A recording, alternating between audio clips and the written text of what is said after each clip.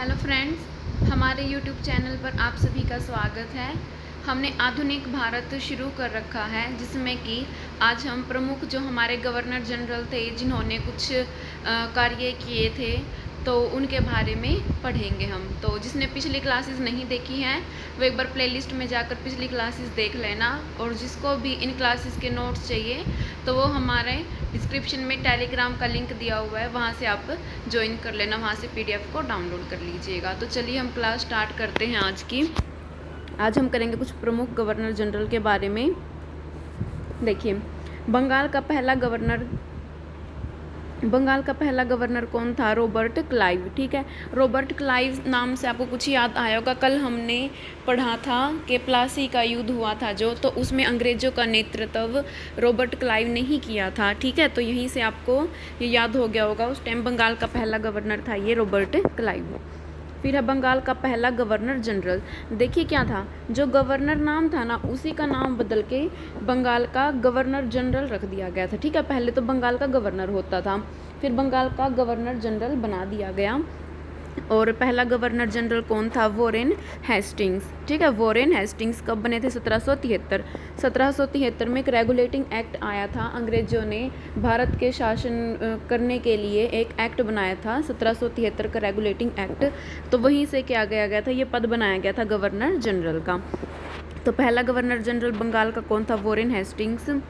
बंगाल का आखिरी और भारत का पहला गवर्नर जनरल कौन था? Lord William Bentinck. अच्छा, अब क्या किया गया कि जो बंगाल का आखिरी, अब जब बंगाल का गवर्नर जनरल होता था ना, उसकी जगह क्या कर दिया गया, भारत का गवर्नर जनरल नाम बना दिया गया था। ठीक है, ये पद बना दिया। पहले तो बंगाल का गवर्नर जनरल होता था, फिर उसको ऑल इंडिया लेवल का बना दिया गया था। ठीक है, पहले तो बंगाल का था, अब पूरे इंडिया लेवल पे वो बना दिया था। तो कौन था, ये भी पूछ सकते हैं कि बंगाल का आखिरी गवर्नर जनरल कौन था, या फिर इस क्वेश्चन को ऐसे भी पूछ सकते हैं कि भारत का पहला गवर्नर जनरल कौन था। तो कौन था ये? William Bentinck. ठीक है, विलियम बेंटिक। 1833 का चार्टर अधिनियम आया था। ठीक है, तो उसी में इसको भारत का गवर्नर जनरल बनाया गया था। देखिए, ये जो रेगुलेटिंग एक्ट है, या फिर 1833 का या 53 का जो भी चार्टर अधिनियम है, हम यहाँ इसको डिटेल में नहीं पढ़ेंगे क्योंकि ये पॉलिटी में होता है। ठीक है, ये पॉलिटी का विषय है, तो उसमें किया जाता है इसको। या सिर्फ जो मेन है गवर्नर उनके नाम पढ़ेंगे। फिर भारत का आखिरी गवर्नर जनरल और भारत का पहला वाइसराय कौन था? Lord Canning. अब फिर क्या किया गया कि जो भारत का गवर्नर जनरल ये पोस्ट बनाई गई थी, अब उसको भी हटा के भारत का वाइसराय बना दिया गया। ठीक है, गवर्नर जनरल की बजाय अब वाइसराय होने लगे थे। तो इसको भी दो तरीके से पूछ सकते हैं कि भारत का आखिरी गवर्नर जनरल कौन था, या फिर भारत का पहला वाइसराय कौन था। तो कौन था? कैनिंग। ठीक है, ये 1856 में बना था। तो 56 में, ठीक है, तो 56 में बना था। भारत का अंतिम वाइसराय। अच्छा, अंतिम वाइसराय या फिर स्वतंत्र भारत का। अच्छा, दो क्वेश्चन है। देखो, भारत का अंतिम वाइसराय कौन था? Lord Mountbatten. ठीक है, माउंटबेटन ये अंतिम वाइसराय था। या फिर दूसरा क्वेश्चन क्या है? स्वतंत्र भारत का पहला गवर्नर जनरल। उस टाइम पे भारत स्वतंत्र हो गया था। जो अंतिम वाइसराय था ना, अंतिम वाइसराय आया था जो लॉर्ड माउंटबेटन, उस टाइम पे भारत आज़ाद हो गया था। तो स्वतंत्र भारत का पहला गवर्नर जनरल, फिर से गवर्नर जनरल का नाम दे दिया गया था। तो कौन था? माउंटबेटन। ठीक है, वाइसराय से फिर दोबारा क्या बन गए थे? Governor general. और कौन था पहला? माउंटबेटन। और भारतीय पूछ लें कि स्वतंत्र भारत का पहला और अंतिम भारतीय गवर्नर जनरल कौन था?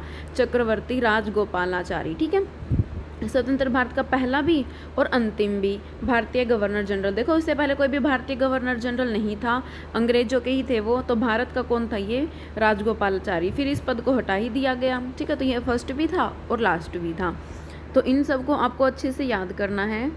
अब देखो, इन सभी को याद करने की मैं आपको ट्रिक बताती हूँ, क्योंकि ये कई बच्चों को याद नहीं होती है। तो देखो ट्रिक क्या होगी इसमें। देखो, जो ये है ना सबसे पहले वाला पहला गवर्नर, इसको तो आप खुद याद कर लेना, रॉबर्ट क्लाइव। ठीक है, ये अलग सा ही नाम है और गवर्नर ही था सिर्फ ये। ठीक है, तो गवर्नर एक ही था, उसे याद रख लेना, रॉबर्ट क्लाइव। ठीक है, ये एक ही था। उसके बाद से देखो, जो पहला वो बताती हूँ मैं। जैसे कि गवर्नर जनरल आया पहला, तो उसका नाम क्या था? Warren Hastings. कैसे याद रखोगे? वॉर से याद रखो इसको, वॉर। फिर उसके बाद भारत का पहला गवर्नर जनरल कौन बना, ये तो था बंगाल का गवर्नर जनरल। फिर भारत का पहला गवर्नर जनरल कौन आया, विलियम बेंटिक। वॉर में क्या की, बैट लगाई, ठीक है, वॉर में बैट लगाते हैं ना, शर्त लगाते हैं, तो वॉर में बैट लगाई। क्या बैट लगाई कि कैनिंग यानी कौन माउंट एवरेस्ट पर सबसे पहले चढ़ेगा, ठीक है। वॉर में यानी कि युद्ध में, वॉर में बैट लगाई, क्या लगाई कि कौन सबसे पहले माउंट एवरेस्ट चढ़ेगा, ठीक है, और उसी का क्या होगा, राज होगा, उसी का माउंट एवरेस्ट पे क्या होगा, राज होगा। तो आपको ऐसे सीरियल में याद रखने हैं। और यहाँ से आप सीरियल में याद कैसे रखोगे, देखो सबसे पहले बंगाल का गवर्नर जनरल बना, फिर भारत का गवर्नर जनरल बना, फिर भारत का वायसराय बना, ठीक है, और फिर स्वतंत्र भारत का वायसराय बना, और फिर भारत का वायसराय बना, ठीक है। तो आप ऐसी सीरीज में याद रखोगे ना तो आपको हो जाएगा। ये 1-2 बार इसको अच्छे से देखना तो याद हो जाएगा। जैसे दोबारा बताती हूँ मैं कि वॉर में बैट लगाई थी, ठीक है, बैट क्या लगाई कि कौन माउंट एवरेस्ट पर सबसे पहले चढ़ेगा और उसी का राज होगा, ठीक है। यहाँ से तो ये हो गया। और आगे वाले कैसे याद करोगे, पहले जैसे पहले तो क्या था, बंगाल का गवर्नर जनरल, फिर भारत का गवर्नर जनरल, फिर भारत का क्या बना, वायसराय बना, फिर क्या, स्वतंत्र भारत का पहला गवर्नर जनरल, और फिर भारतीय गवर्नर जनरल, ठीक है। तो ऐसे सीरीज में याद रखोगे ना तो आपको हो जाएंगे। बस एक पहले वाला अलग याद रख लेना क्योंकि ये ओनली गवर्नर था, तो ओनली गवर्नर था ना, अकेला ही था, तो रॉबर्ट क्लाइव नाम से याद रख लेना। बाकी सारे गवर्नर जनरल हैं या फिर वायसराय हैं, ठीक है। तो ऐसे आप इसको याद कर लेना। इसके बाद कुछ इंपॉर्टेंट पॉइंट्स देखो क्या क्या है इसमें। रेगुलेटिंग एक्ट 1773 में आया था, अभी हमने देखा था। उसके तहत 1774 में कलकत्ता में एक उच्च न्यायालय की स्थापना की गई थी, ठीक है। तो कलकत्ता में उच्च न्यायालय की स्थापना पूछ सकते हैं कब हुई, 1774 में। किस एक्ट के द्वारा हुई थी, 1773 रेगुलेटिंग एक्ट के द्वारा हुई थी। 1781 में कलकत्ता में प्रथम मदरसा खोला गया था, ठीक है। तो कलकत्ता में पहला मदरसा कब खोला गया था, 1781 में। और 1791 में बनारस में हिंदू कॉलेज की स्थापना हुई थी। तो बनारस में हिंदू कॉलेज की स्थापना कब हुई थी, 1791 में। अच्छा, डेट नहीं पूछते, सिर्फ ऐसे ही जनरल नॉलेज के लिए है, तो एक बार पढ़ लेना। उसके बाद ये इंपॉर्टेंट है, 1793 ईस्वी में स्थायी बंदोबस्त लागू की गई थी। किसने की थी, ये लॉर्ड कॉर्नवालिस ने। तो ठीक है, तो लॉर्ड कॉर्नवालिस ने क्या किया था, स्थायी बंदोबस्त लागू किया था। ये 22 मार्च डेट थी शायद, 22 मार्च 1793 को, ठीक है। और स्थायी बंदोबस्त में क्या था, देखो ये कर को लेके था, जो राजस्व एकत्रित करते थे, तो उसके लिए क्या था, स्थायी व्यवस्था कर दी गई थी इन्होंने। तो किसानों के बीच जो जमींदार थे उनके और अंग्रेजों के बीच में कर को लेके, राजस्व को लेके स्थायी व्यवस्था लागू की गई थी, उसका नाम था स्थायी बंदोबस्त। ये लॉर्ड कॉर्नवालिस ने शुरू किया था। स्थायी बंदोबस्त की योजना किसने बनाई थी, देखो जो योजना किसने बनाई थी, जॉन शोर ने योजना बनाई थी। सहायक संधि किसने लागू की, लॉर्ड वेलेजली ने। लॉर्ड वेलेजली ने सहायक संधि लागू की थी। उसके बाद 1829 ईस्वी में सती प्रथा को समाप्त की इसने किया था, देखो लॉर्ड विलियम बेंटिक ने, ठीक है। तो सती प्रथा होती थी पहले कि भाई जैसे किसी व्यक्ति की मृत्यु हो जाती थी, उसकी जो वाइफ होती थी उसको भी साथ में जलाया जाता था। तो जो ये सती प्रथा थी उसको किसने समाप्त करवाया था, लॉर्ड विलियम बेंटिक ने करवाया था, और 1829 में, ठीक है। राजा राम मोहन राय थे, जो राजा राम मोहन राय, उनके सहयोग से, ठीक है। इन्होंने बहुत ही समाज सुधार कार्यक्रम चलाए थे जिनके बारे में हम आगे पढ़ेंगे।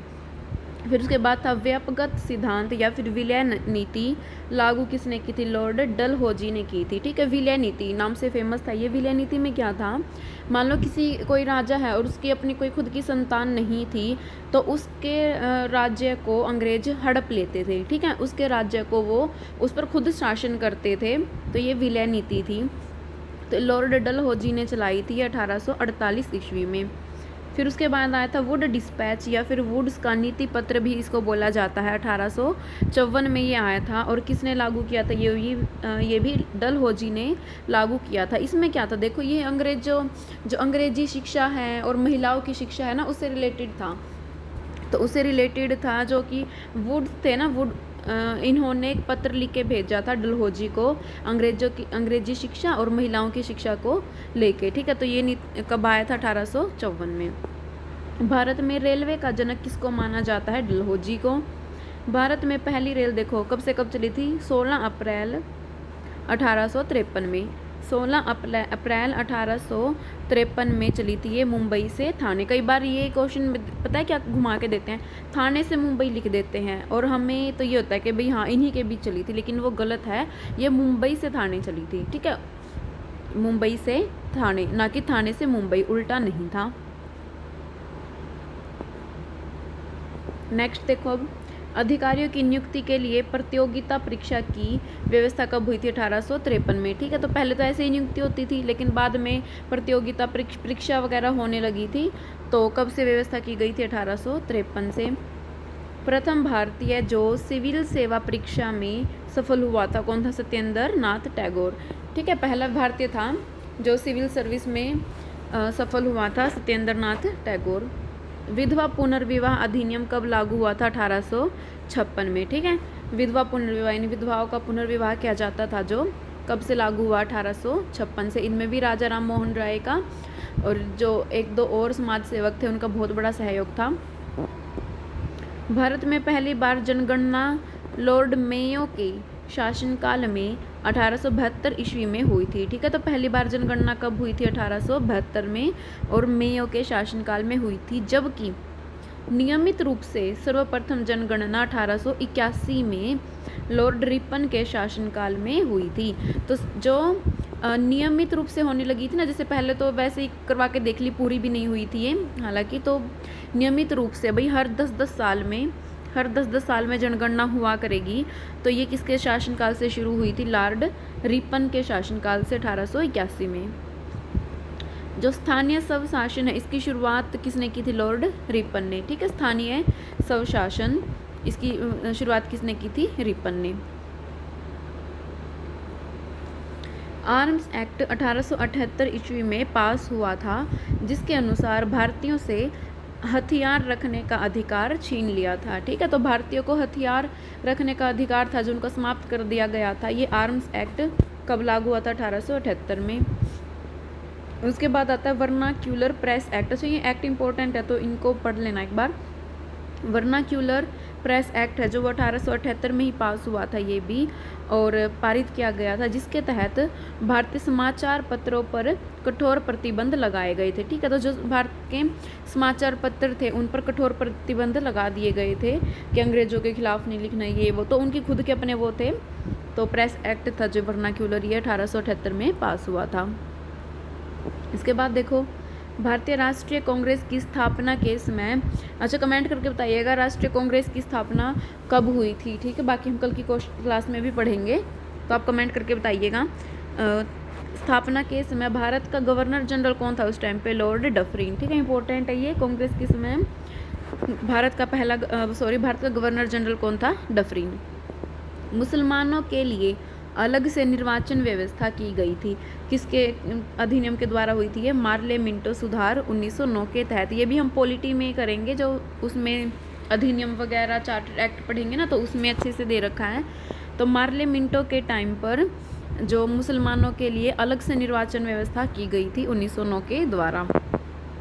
सांप्रदायिक निर्वाचन का जनक किसको बोला जाता है? लॉर्ड मिंटो को। ठीक है, ये मिंटो था जो इसी को सांप्रदायिक, क्योंकि इसने सांप्रदायिक निर्वाचन का आरंभ कर दिया था ना, मुसलमानों के लिए अलग से बनवाए थे, तो इसी को जनक बोला जाता है। दिल्ली भारत की राजधानी कब बनी थी? 1912 ईस्वी में। दिल्ली से पहले ब्रिटिश भारत था, जो ब्रिटिश भारत, इसकी राजधानी कौन सी थी? कलकत्ता थी। नई दिल्ली के वास्तुकार कौन थे? नई दिल्ली की वास्तुकला किसने करवाई थी? वास्तुकार कौन थे इसके? एडवर्ड लटियंस और हर्बर्ट बेकर ने। ठीक है, लटियंस और बेकर ये क्या थे? इसके वास्तुकार थे। चलिए दोस्तों, आज की क्लास में इतने ही। कल हम करेंगे 1857 की क्रांति और कुछ समाज सुधार कार्यक्रम के बारे में।